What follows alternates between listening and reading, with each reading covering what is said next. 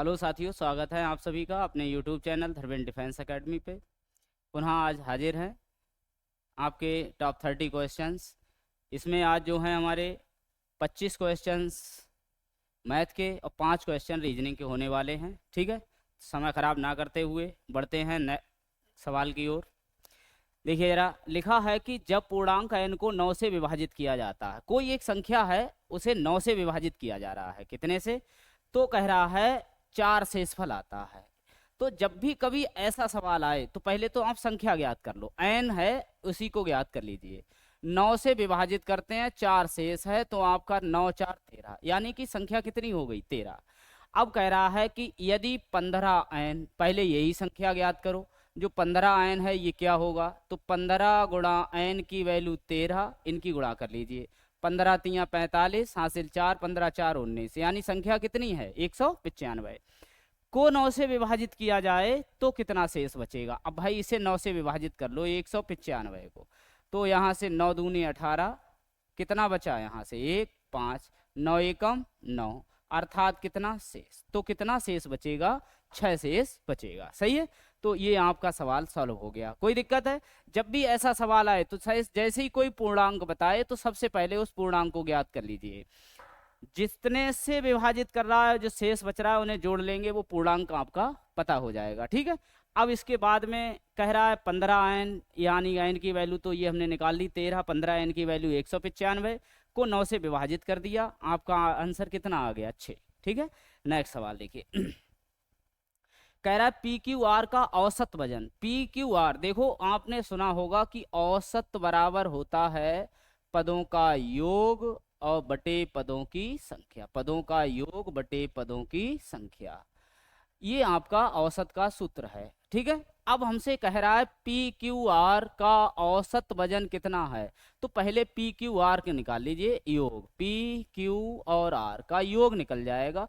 59 है और 3 लोग हैं तो 3 से, अगर 2 लोग होते 2 से गुणा, 4 लोग 4 से, और कितना भी होता उतने से ही क्या कर लेंगे? गुणा कर लेंगे। ये इनका योग निकल जाएगा, अर्थात 3 नेम 27 और 3 पंजे 15 और 2 कितने? 17, यानी कि तीनों का जो योग है वजन का वो कितना है? 177। अब कह रहा है इसमें यदि पी क्यू, 2 लोग हैं, पी और क्यू का जो औसत वजन है वो 55 किलोग्राम है। 55 है 2 लोगों का, 55 दूनी 110। ठीक है, अब जरा देखो यहाँ से पी क्यू आर का दिया है, ये पी और क्यू का दिया है, तो यहाँ से अगर हम घटा दें, इन्हें क्या कर दें? घटा दें, तो हमारा ये पी से पी और क्यू से क्यू कट जाएगा, क्या बचेगा? आर। यहाँ से घटा लो इन दोनों को, 7 से 0 गए 7 बचे, 7 से 1 गया कितना? 6, अर्थात आर कितने किलोग्राम का है? 67 किलोग्राम का। अब हमसे तो क्यू की वैल्यू पूछी है, आगे इन्होंने कह रहा है क्यू आर का, यानी क्यू है और कौन है? आर है। 2 लोग हैं तो इनका औसत वजन 58 है, गुणा कितने? 2, इनकी गुणा करो, 2 अट्ठे 16 और 2 पंजे 10 और 1 11, यानी कि क्यू और आर का जो वजन है कुल मिला के कितना है? अब हमसे Q की वैल्यू पूछी है, R का वजन दिया है, तो R का वैल्यू इसमें से घटा दीजिए, यानी 116 में से 67 घटा देंगे, Q का बच जाएगा 16, 7 गए 9 बचे, और यहाँ 10 में से 6 गए कितने? 4, अर्थात Q जो है वो कितने वेट का है? 49 किलोग्राम का है। कितने का है? ठीक है, तो आशा है कि समझ गए होंगे कि इसकी वैल्यू क्या आएगी। कैसे? देखो भाई, पहले पी क्यू आर 3 लोगों का औसत वजन दे रखा था, 3 लोगों का जो औसत वजन है वो 59 था, तो जब भी हम औसत की और संख्या से गुणा करते हैं तो योग निकल जाता है। ठीक है, अब यहाँ से तो हमने इनसे 3 से गुणा की 177, फिर कह रहा है पी और क्यू का औसत वजन 55 है, 2 है इसलिए हमने इन्हें 2 से गुणा की, यानी कितना आ गया? 110। तो यहाँ से पी क्यू घटा देंगे, आर बचेगा, तो हमने यहीं से घटा लिया, आर बचा कितना? 67 किलोग्राम। ठीक है, अब हमसे कह रहा है अगली लाइन में कह रहा है क्यू और आर का जो औसत वजन है वो कितना है? आपका 58 किलोग्राम, 2 से गुणा की 116 आ गया। क्यू का, आर का वैल्यू हमें पता है, वो घटा दी हमने, क्यू का बच गया। ठीक है, तो यही हमारा आंसर आ गया 49 किलोग्राम। नेक्स्ट सवाल में देखते हैं। कह रहा है कि एक परिवार का औसत मासिक खर्च प्रथम 3 महीने का, प्रथम 3 महीने का है। पहले मान लो पूरे साल में कितने महीने होते हैं? 12 महीने होते हैं, और यहाँ से हमें औसत दे रखा है 3 महीने का। कितने का?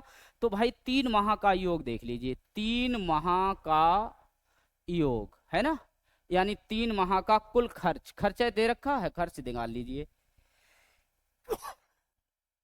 देखो भाई 3 माह का कुल खर्च, कुल खर्च निकालो पहले, कितना आ जाएगा।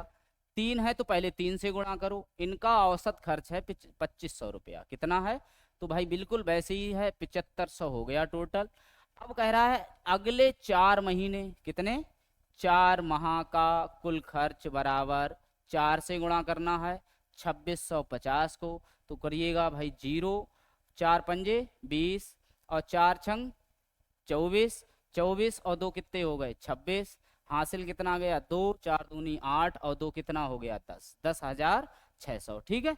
तो अगला देखिए, अब कह रहा है कि औसत वजन इतना है। अगले अंतिम 5 महीने, कितने, 5 महीने का औसत खर्च कितना है, 5 है, इनकी 2860 से गुणा कर लीजिएगा। 2860, 2860। तो यहाँ से 5 का 0 और 5 छक्का 30, हासिल 3, 5 अट्ठे 40 और 3 43, हासिल गए 4, 5 दूनी 10 और 4 14। यानी कि इनका आ गया। हमने इन सब का टोटल खर्चा निकाल लिया। पहले 3 महीने का आया कि 2500 के हिसाब से कितना 7500। अगले 4 महीने का दिया था औसत 2650, तो हमने यहाँ से कर लिया, यहाँ इनकी गुणा कर ली। 5 का 0, 4 पंजे 20 और 4 छंग, 4 छंग 24, 2 26, 4 दूनी 8 और 2 10। ठीक है, ये 4 महीने का आया। ऐसे ही हमने 5 महीने का निकाल लिया। अब ये हमारा कुल खर्च आ गया पूरे वर्ष का, पूरे वर्ष का कुल खर्च, कुल खर्च। देखिए जरा यहाँ से इन सबको जोड़ लीजिए। ये 0 हो गया, ये 0 हो गया, 6 5 11 और 3 14 के 4, हासिल 1 गया, 7 और 1 हासिल का 8, 8 4 12, हासिल गए 2 यानी 3। ये आ गया आपका 32,400। ये इनका पूरे साल का खर्चा आ गया है 32,400। देखिए अब कह रहा है कि यदि वर्ष के दौरान कुल बचत उन्होंने 12,000 रुपया की, बचत कितनी हुई है, कुल बचत है कितनी पूरे वर्ष की, पूरे वर्ष की कुल बचत, कुल बचत कितने रुपया दे रखी है 12,000। तो इन सबको जोड़ लीजिए। भाई देखो कोई व्यक्ति कितने रुपया कमा रहा है, मान लो कि वो अगर 100 रुपया कमा रहा है और 60 रुपया खर्च कर रहा है, तो 40 ही रुपया तो बचाएगा।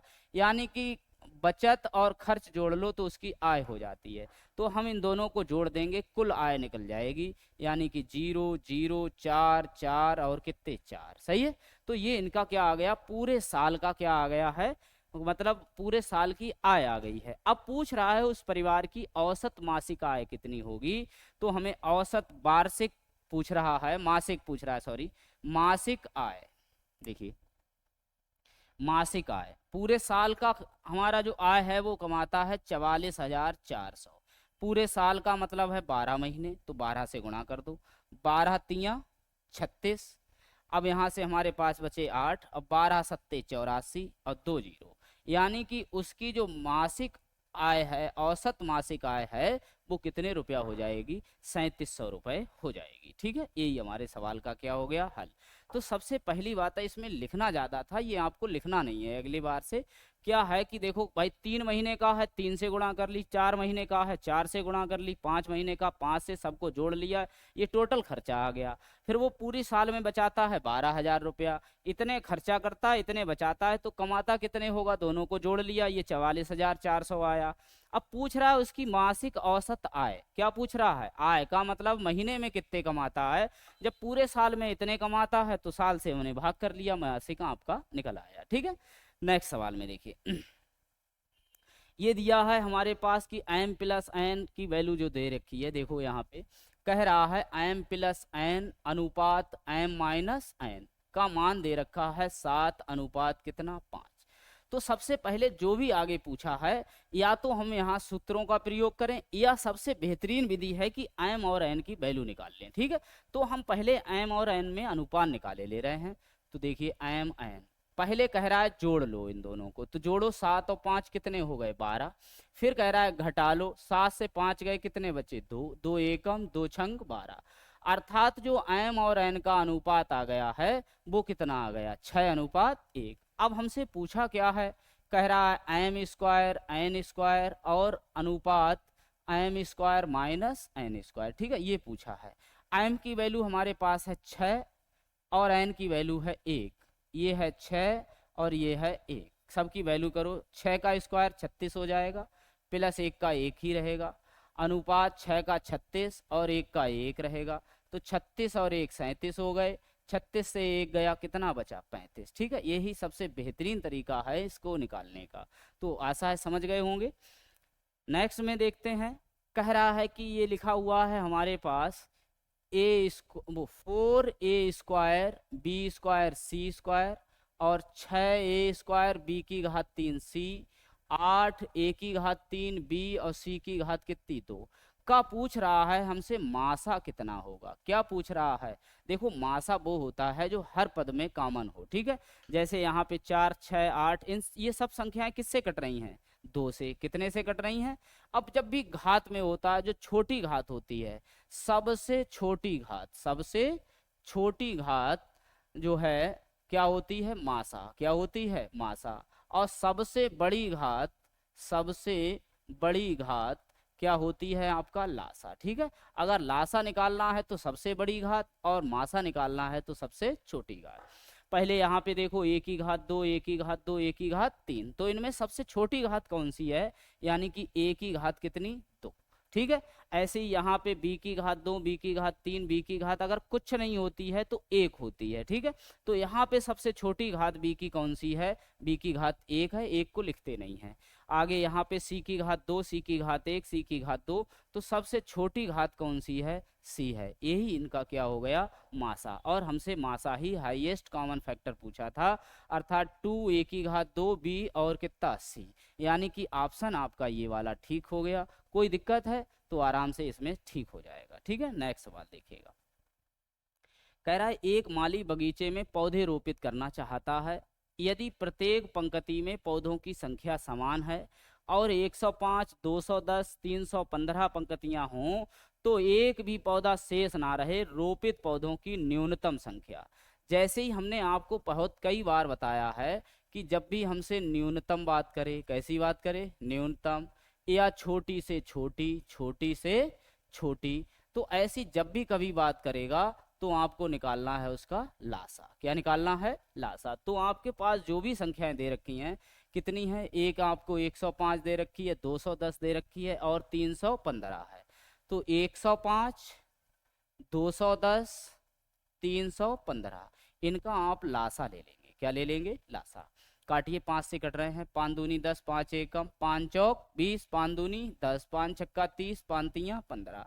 अब हमें लग रहा है 7 से कट रहे हैं। ठीक है, 7 तियां 21, 7 छंग 42, 7 नेम 63। अब 3 से कट जाएंगे। 3 एकम, 3 दूनी 6, 3 तियां 9। ठीक है, ये अब सभी अभाज्य संख्याएं आ गई हैं। अब ये एक दूसरे से कोई संख्या नहीं कटेगी। तो अब इनका हम ले लेते हैं लासा। तो टोटल का जो लासा आया है वो कितना आ जाएगा? 7 पंजे 35 और 35 तियां 105, 105 दूनी 210, 210 तियां 630। अर्थात हमें कुल पौधों की संख्या कितनी होनी चाहिए? कम से कम 630 पौधे हों, तो चाहे 110, 105, 210 या 315 किसी की भी पंक्ति बनाएंगे, कोई भी पौधा शेष नहीं रहेगा। ठीक है, यानी कि ऑप्शन हमारा कौन सा ठीक हो गया? बी वाला। सही है। अगला सवाल देखिएगा। गेहूं और चावल के बाजार मूल्य, यानी कि गेहूं दिया है और क्या दिया है? चावल। गेहूं और चावल जिस टाइप में आपको लिख के दिया है आप उसी टाइप में लिख लीजिएगा। और ये दिया क्या है? मूल्य। क्या दिया है? मूल्य। यानी कि ये गेहूं अगर 3 रुपया को है तो चावल कै रुपया को है? 8 को है। ठीक है, मूल्य का मतलब यही होगा। अगला कह रहा है और एक परिवार द्वारा उनकी खपत, खपत का अनुपात दे रखा है। खपत का मतलब है कितना खर्चा हो रहा है। ठीक है, तो कह रहा है 16 अनुपात कितना? 3। अर्थात अगर 16 किलो गेहूं खाया जाता है तो 3 किलो क्या खाए जाते हैं? चावल। अब जब आप बाजार से जाएंगे, देखो जरा यहाँ से, ये 3 रुपए के हिसाब से है। 3 रुपया और ये भी 3 रुपया है ना। ये 3 रुपए को है तो 16 किलो कितने के हो गए? 16 तियां 48। और ये 8 रुपए को है 3 के हिसाब से, 8 तियां 24। अब इनका अनुपात 24 एकम, 24 दूने 48। अर्थात इनका जो खर्च है, व्यय है, वो किस अनुपात में है? 2:1 के अनुपात में इनका खर्चा आ जाएगा। ठीक है, तो यही सवाल का क्या हो जाएगा? आपका सलूशन हो गया, अर्थात आंसर आपका ये वाला ठीक है। नेक्स्ट सवाल देखिएगा। कह रहा है एक संख्या में पहले 20% की वृद्धि की जाती है, उसके बाद 15% की कमी जाती है। प्राप्त संख्या मूल संख्या से 64 अधिक है, तो मूल संख्या ज्ञात कीजिए। ठीक है, ऐसा जब भी सवाल आए परसेंटेज में, तो संख्या कितनी भी हो वो आपकी कितने परसेंट होती है? 100%। कितनी होती है? तो मान लो कि आपकी जो संख्या है वो है कितनी? 100%। फिर इन्होंने जो है किया क्या क्या था भाई? जो संख्या थी उसमें पहले इन्होंने कहा 20% वृद्धि, मतलब कितना हो गया? 120 बटे कितने? 100। फिर कह रहा है उसके बाद 15% कमी कर रहे हैं, यानी कि 85 बटे कितना हो जाएगा? 100।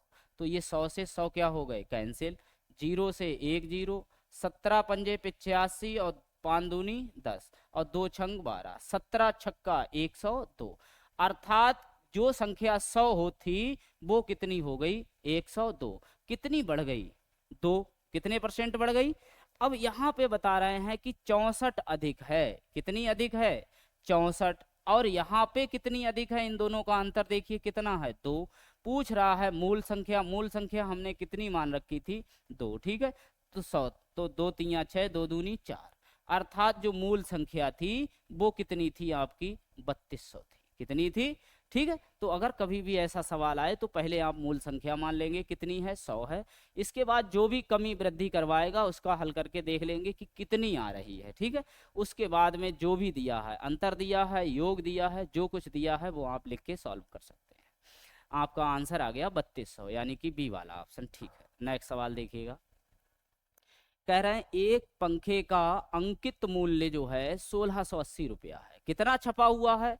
अंकित मूल्य होता है जो आप जब कोई चीज खरीदने जाते हैं तो उस पे जो लिखा होता है, एमआरपी होती है, वो अंकित मूल्य है। ठीक है, कह रहा है इसको 1596 रुपया में बेचा।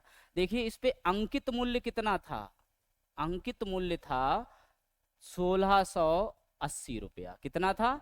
और इस पे जो है विक्रय मूल्य क्या है, यानी बेचा कितने में गया? विक्रय मूल्य है 1596 रुपया। 1596 कह रहा है बेचा जाता है छूट की दर।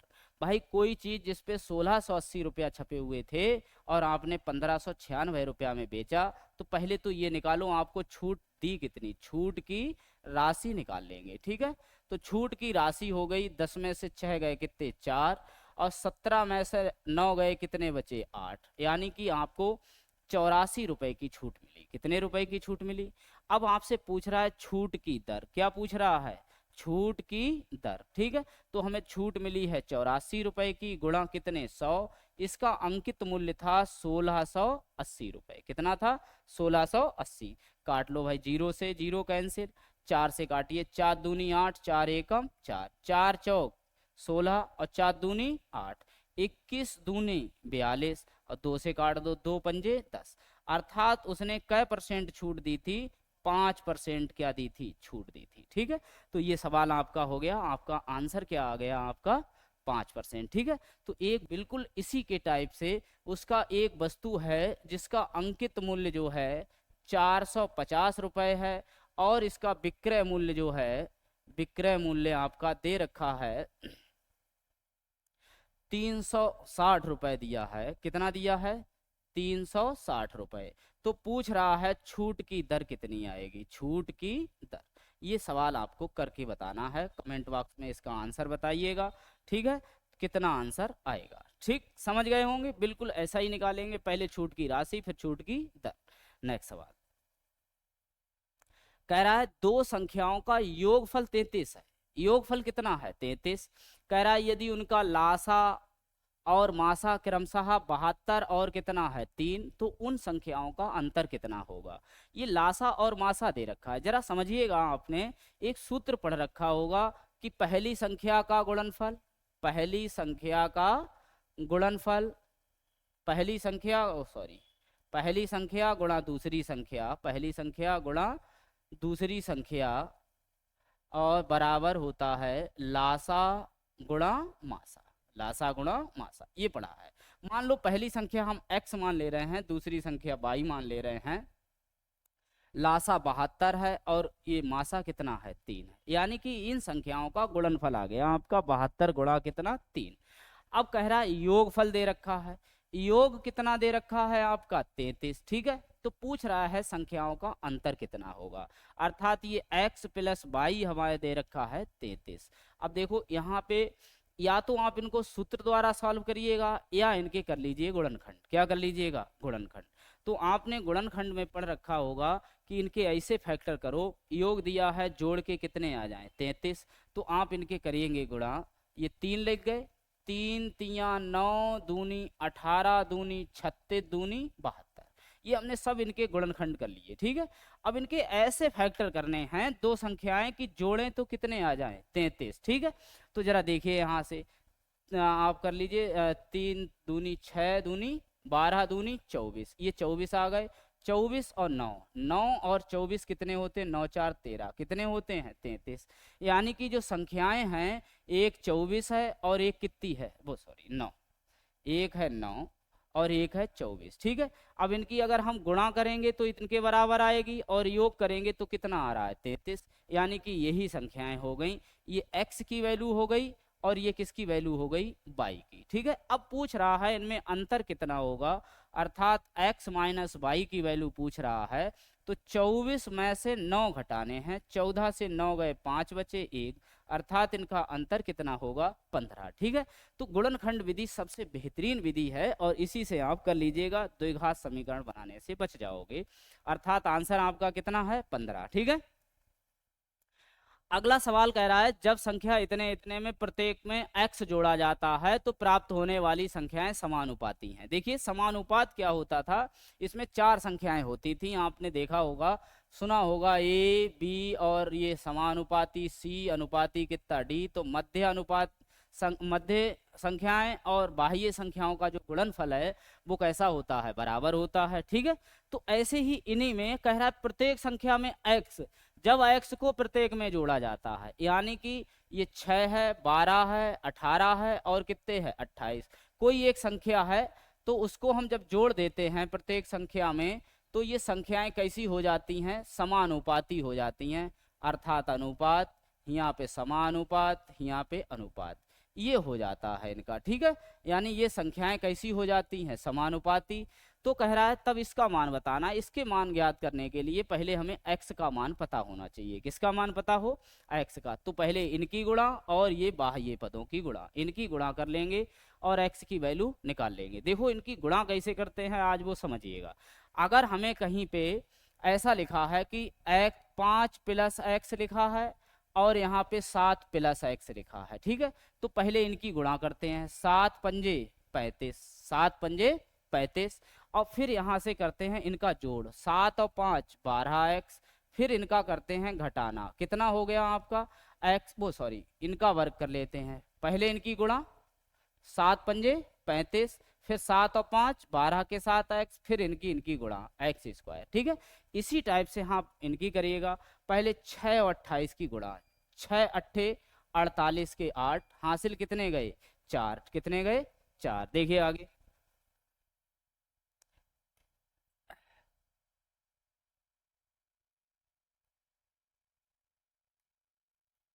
देखिए तो इनकी हम पहले गुणा कर लेंगे, क्या करेंगे? 6 इनकी 28 की गुणा भाई, 6 अट्ठे 48, हासिल कितने गए? 4, और 6 दूनी 12 और 4 कितने हो गए? 16, यानी इनकी गुणनफल कितना आया? 168। फिर इनको अगली पद में जोड़ना है, 8 और 6 14, 8 और 6 14, अर्थात 34 हो गए, x और प्लस x स्क्वायर हो गया। अब बराबर में इनकी गुणा करेंगे तो 18 दूनी 36 और 18 एकम 18 और 3 कितना हो गया? 21, अर्थात कितना आ गया? 216, ठीक है। अगली बार में इन दोनों को जोड़ लीजिएगा, कितना हो जाएगा आपका? 30x और फिर x स्क्वायर हो जाएगा। तो भाई x स्क्वायर से x स्क्वायर कैंसिल है, यहाँ पे 34x हैं, यहाँ पे कितने हैं? 30, तो कितना बचा आपका? 4x। अच्छा अब यहाँ से इनको घटाइए, 168 में से 216, 6 से 8 गए, कितने बचे?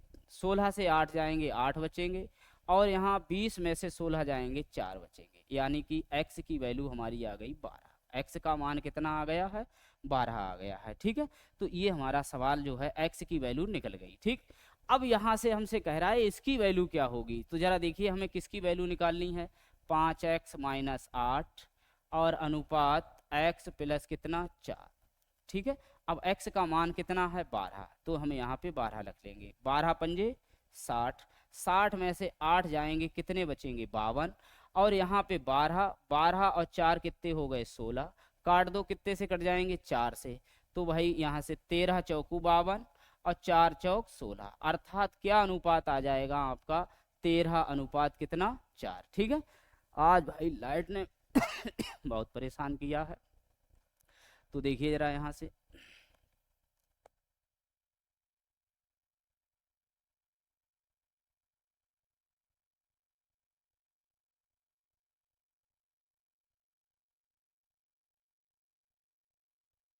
देखिए, तो ये थोड़ा सा बड़ा सवाल है, एक बार पुनः समझ लेते हैं इस सवाल को कि क्या है।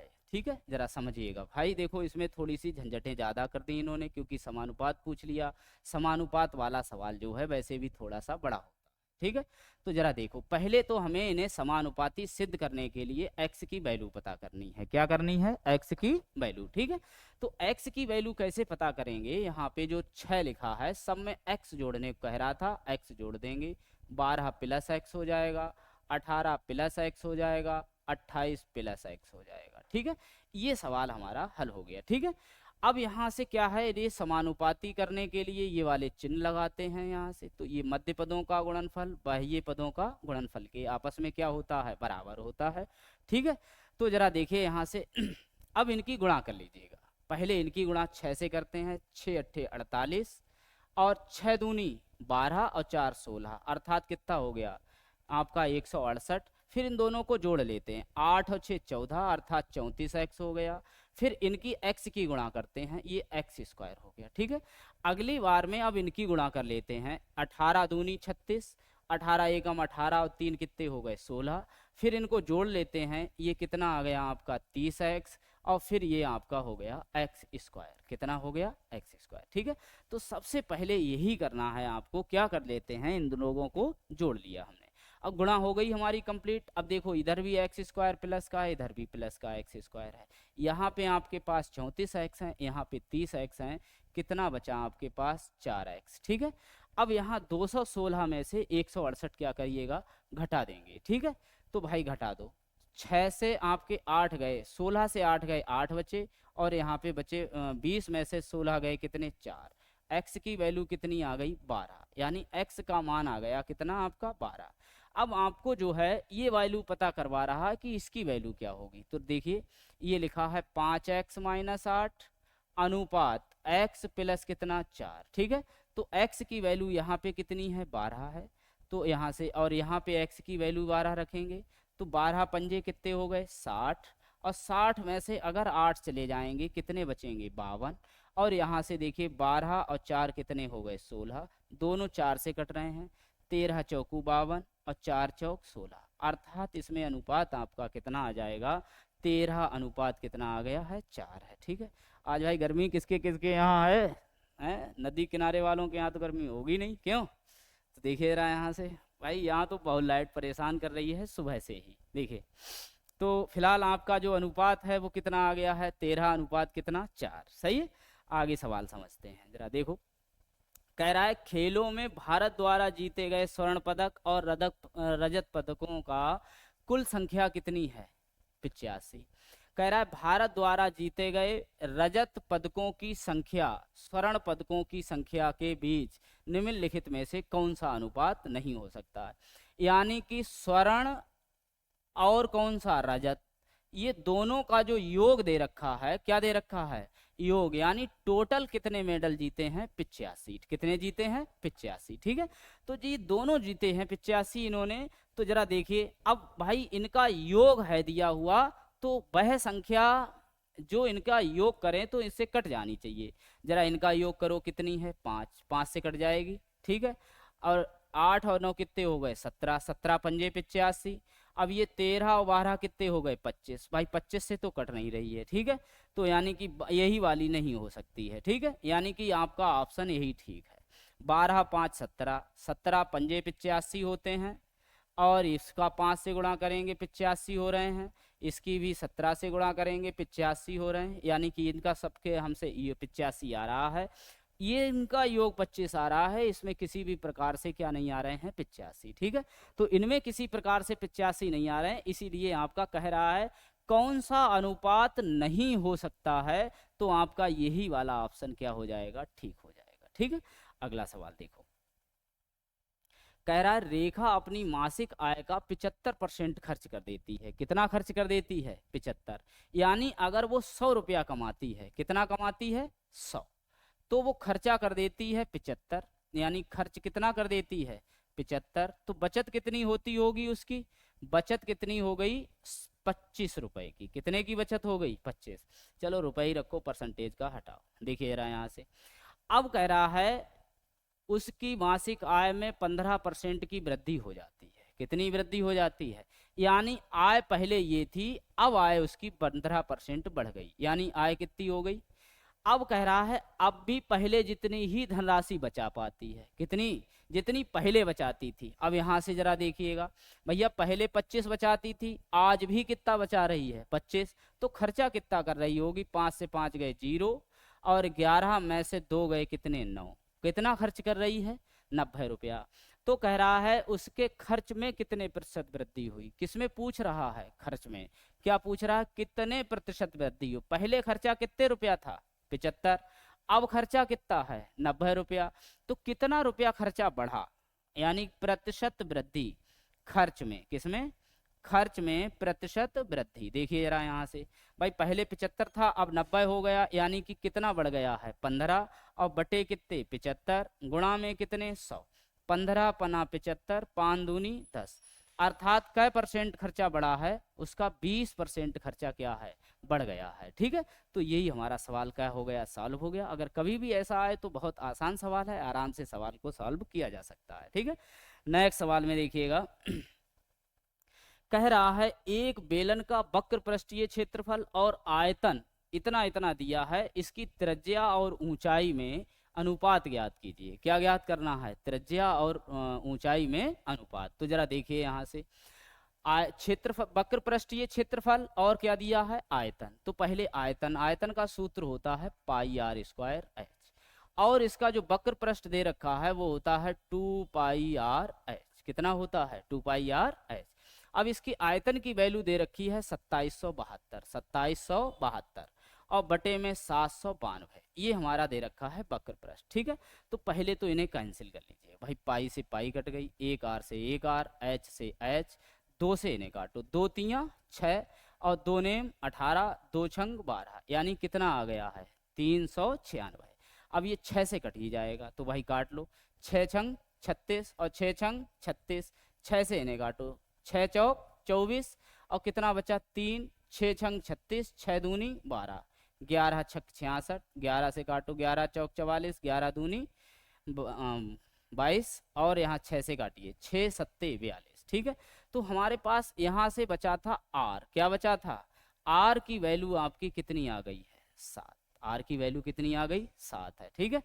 आगे देखिएगा जरा, आर की वैल्यू 7 आई है, अब हमसे कह रहा है कि उसका वक्र पृष्ठ ले लीजिएगा, वक्र पृष्ठ से हम पहले एच की वैल्यू निकाल लेंगे। तो देखिए जरा, यहाँ वक्र पृष्ठ होता है 2 पाई आर एच, ये दिया है हमें 792, कितना दिया है 792, ठीक है।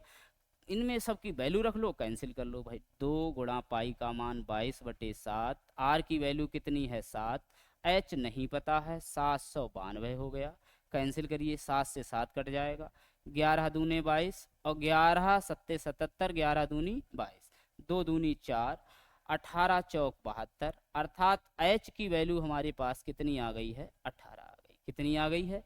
अब हमसे क्या कह रहा है कि त्रिज्या किसमें और उसकी ऊंचाई में क्या पूछ रहा है अनुपात, तो त्रिज्या कितनी आई है 7, और इसकी ऊंचाई कितनी आई है 18, कितनी आ गई है 18, तो यही त्रिज्या और ऊंचाई में इसका क्या आ गया है अनुपात आ गया है, ठीक है। तो यानी कि इसका अनुपात कितना आया है आपका 7 अनुपात कितना 18, समझ गए होंगे, कोई दिक्कत है? ठीक है, देखिए जरा यहाँ से, तो भाई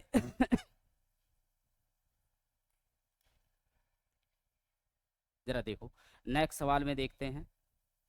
कह रहा है कि पी और क्यू एक खेत की फसल को 10 दिन में काट सकते हैं। कितने दिन में? क्यू और आर 15 दिन में काट सकते हैं, पी और आर 18 दिन में काट सकते हैं। पहली बात तो ये है कि दोनों का जो है वो 3 लोग दिए हैं, पी क्यू दिया है, क्यू आर दिया है, आर एस दिया है, तो इनका पहले हम निकाल लेंगे इकट्ठा, यानी कि पी और क्यू कितने दिन में काटते हैं? 10 दिन लगाते हैं। क्यू और आर कितने दिन में काटते हैं? कितने? क्यू और आर काटते हैं 15 दिन में। पी और आर कितने दिन में काटते हैं? 18 दिन में। ठीक है, तो पहले इनका काम निकाल लीजिए भाई। इनका सबका लासा कितना आएगा? 90। ठीक है, अगर लासा लेना नहीं आता है तो आप अलग भी ले सकते हैं, 10 15 और कितना 18, 2 से काटो या 5 से, 5 दूनी 10, 5 तियाँ 15 और कितना 18, 2 से काटेंगे 2 एकम 3 और 2 नेम 18, फिर 3 से काटिए 3 एकम 3 तियाँ 9। अब इन सब की क्या कर लीजिए? मल्टीप्लाई, 5 दूनी 10 तियाँ 30 तियाँ 90, यानी कि इनका लासा कितना आ गया है? 90। चाहे तो आपको डायरेक्ट आता है तो सीधा सीधा लिख सकते हैं। ठीक है, अब चूंकि दो दो लोग मिलके काम कर रहे हैं, इसलिए हम काम को ही दोगुना कर लेंगे। क्या कर लेंगे? काम को दोगुना। जरा देखिए, यानी कि टोटल काम है हमारे पास कितना? 90, और 2 लोग मिलके कर रहे हैं, इसलिए इस काम को क्या कर देंगे? दोगुना। अब यहाँ से 10 पंजे 50, वो सॉरी 90 से काटना है, 10 नेम 90, 15 छक्का 90, 18 पंजे 90। सही है, इनका टोटल काम कितना हो गया? 9 6 15 5 कितना? 20, यानी टोटल काम कितना हो रहा है? 20 हो रहा है। ठीक है, अगर हमें यहाँ दिन निकालने पड़ेंगे तो हम इसे 20 से क्या कर लेंगे? भाग। ये हमारे पास दिन आ गए, लेकिन वो कह रहा है कि 60% सॉल्व करना है, पूरा काम नहीं करना है। कितना करना है? 60%। तो 60% इसका निकाल लीजिए, गुणा में 60 बटे कितना? 100। ठीक है, तो यहाँ से कैंसिल कर लो भाई, 1 0 2 0, और यहाँ से ये है। ठीक है, 2 से 2 कैंसिल, 6 नेम कितने हो गए? 54, यानी कि और बटे में कितना बचा है आपका? 10। कैंसिल ही कर लो भाई, 2 पंजे 10, 27 दूनी 54, पचम 25 और 2 बटे कितना? 5। अर्थात इसका आंसर हमारा आ जाएगा 5 सही 2 बटे कितने? 5 दिन। ठीक है, तो जब भी ऐसा कभी सवाल आएगा, उसमें हो सकता है ये कह दे कि 60% 30%, जब भी कभी एग्जाम से फसल कटवाए तो उसकी वैल्यू यहीं पे निकाल लीजिएगा और उसे सॉल्व कर लीजिए, अलग से इसकी वैल्यू निकालने की कोई आवश्यकता नहीं है। ठीक है, जब भी कभी ऐसी बात करे तो देखिए अगला सवाल। अब ये हमसे कह रहा है a प्लस बी का होल स्क्वायर, इसकी वैल्यू सिर्फ पूछ रहा है, यानी कि दोनों सूत्रों को हमें ओपन करना है। कैसे करना है वो देखिएगा जरा। ये लिखा है a प्लस बी का whole square plus a minus B का होल स्क्वायर। ठीक है, तो जरा देखो यहाँ से, a प्लस बी का होल स्क्वायर सूत्र तो आपने पढ़ा होगा, क्या होता है? a square plus B square plus 2ab, और इसका होता है A square plus B square minus 2ab। सही है, हमने दोनों सूत्रों को ओपन कर लिया। अब ये 2ab से 2ab क्या हो जाएंगे? कैंसिल। तो यहाँ से देखो, ए स्क्वायर कितना हो गया? 2a स्क्वायर, बी स्क्वायर और बी स्क्वायर कितना हो गया? 2b square. ठीक है, कॉमन लेके दे रखा है तो भाई कॉमन ले लीजिए, दोनों में से कॉमन है, यानी कि ए स्क्वायर प्लस कितना हो जाएगा? B square. ये तो बहुत ही सरल सवाल था, यानी कि आपका आंसर आ गया सी वाला। ठीक है,